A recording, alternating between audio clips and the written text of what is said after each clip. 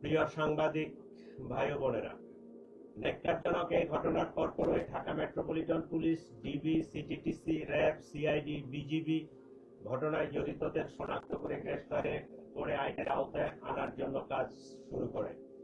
ঘটনাস্থলে উপস্থিত ব্যক্তিদের দেওয়া তথ্য, সিসিটিভি ফুটেজ বিশ্লেষণ, ওপেন সোর্স ইন্টেলিজেন্স এবং তথ্য প্রযুক্তির সহায়তায় ঘটনার দিনই শুটার ফয়সাল করিম মাসুদ ওরফে দাউদ ওরফে রাহুল এবং তার সহায়তাকারী মোটরসাইকেল চালক মোহাম্মদ আলমগীর শেখকে শনাক্ত করা হয়।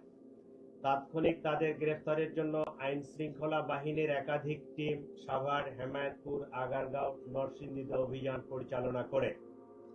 ধারাবাহিক অভিযানের অংশ হিসেবে ডিএমপির একটি টিম ময়মনসিংহের হালুয়াঘাটের সীমান্তবর্তী এলাকা পর্যন্ত অভিযান পরিচালনা করে। প্রিয় সাংবাদিক বৃন্দ, আপনারা জানেন এই ঘটনার সাথে জড়িতদের আইনের আওতায় নিয়ে আসার জন্য আমরা যথাসাধ্য চেষ্টা করছি। ইতিমধ্যে সংশ্লিষ্ট মামলাটি নিবিড় তদন্তের জন্য ঢাকা মহানগর গোয়েন্দা পুলিশের নিকট হস্তান্তর করা হয়েছে। তদন্তকালীন এ যাবৎ এ ঘটনা সংগঠনে পরিকল্পনায় অংশগ্রহণ, ঘটনায় ব্যবহৃত অস্ত্রগুলি লুকানোর সাথে জড়িত, ঘটনার মূল দুই হোতাকে পলায়নে সহায়তাকারী সহ মোট 11 জনকে আমরা গ্রেফতার করতে সক্ষম হয়েছি। গ্রেফতারকৃতরা হলো হুমায়ুন কবির, ফয়সালের বাবা; হাসি বেগম, ফয়সালের মা; শাহেদা পারভিন সামিয়া, ফয়সালের স্ত্রী; ওয়াহিদ আহমেদ শিপু, ফয়সালের শ্যালক; মারিয়া আক্তার লিমা, তার বান্ধবী; মোহাম্মদ কবির, নুরুজ্জামান নমানি ওরফে উজ্জ্বল, সিবিয়ন দিও, সঞ্জয় চিসিম, মোহাম্মদ আমিনুল ইসলাম রাজু, আব্দুল মান্নান। এই 11 জনকে আমরা গ্রেফতার করেছি।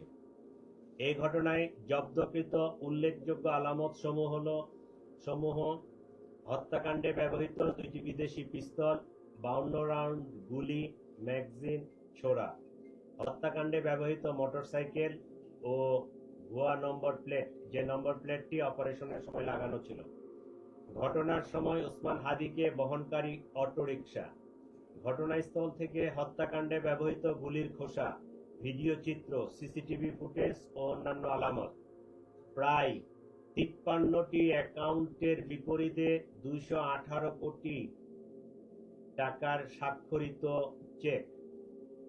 প্রিয় সাংবাদিকবৃন্দ, তদন্তে প্রাপ্ত তথ্য, বিভিন্ন গোয়েন্দা সংস্থার প্রতিবেদন, গ্রেপ্তারকৃতদের দেওয়া জবানবন্দি পর্যালোচনা করলে দেখা যায় ফয়সাল ও আলমগীর ঘটনার পরপরই ঢাকা হতে সিএনজি করে আমিনবাজারে যায়।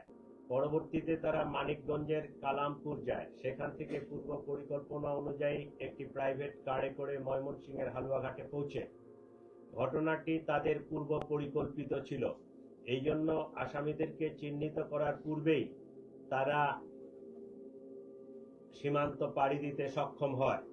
হালুয়াঘাটের পূর্বে মুন ফিলিং স্টেশনে জনৈক ফিলিপ এবং সঞ্জয় তাদেরকে গ্রহণ করার জন্য অপেক্ষা করতে থাকে।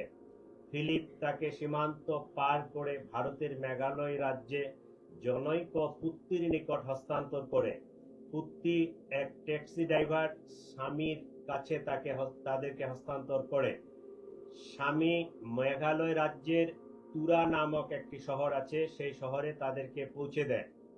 আমরা ইনফরমাল চ্যানেলে মেঘালয় পুলিশের সাথে যোগাযোগ করে যেটি জানতে পেরেছি, তারা ইতোমধ্যে পুত্তি ও স্বামীকে গ্রেফতার করেছে। আমরা সন্দেহ করি আসামিদ্বয় অবৈধ পথে সীমান্ত পাড়ি দিয়েছেন। এই ঘটনার সাথে বিভিন্নভাবে জড়িত থাকার কথা স্বীকার করে গ্রেপ্তারকৃতদের মধ্যে 6 জন স্বীকারোক্তিমূলক জবানবন্দি প্রদান করেছেন এবং 4 জন সাক্ষী তারাও 164 ধারায় সাক্ষ্য প্রদান করেছেন। প্রিয় সাংবাদিকবৃন্দ, চাঞ্চল্যকর এই ঘটনায় রুজুকৃত মামলাটি অত্যন্ত গুরুত্বের সাথে আমরা তদন্ত করছি। গ্রেপ্তারকৃতদের কাছে পাওয়া তথ্য, সাক্ষীদের জবানবন্দি, উদ্ধারকৃত আলামত পর্যালোচনা ও সার্বিক বিবেচনায় মামলাটির তদন্ত শেষ পর্যায়ে রয়েছে। আগামী 7 থেকে 10 দিনের মধ্যে আমরা চার্জশিট প্রদান করতে সক্ষম হব ইনশাআল্লাহ। সরকার ইতোমধ্যে দ্রুত বিচার ট্রাইব্যুনালে মামলাটি নিষ্পত্তি করার ঘোষণা দিয়েছে। সেই লক্ষ্যে আমরা কাজ করছি।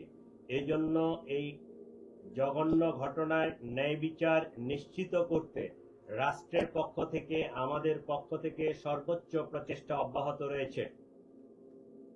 আপনাদের সবাইকে আমি আন্তরিক ধন্যবাদ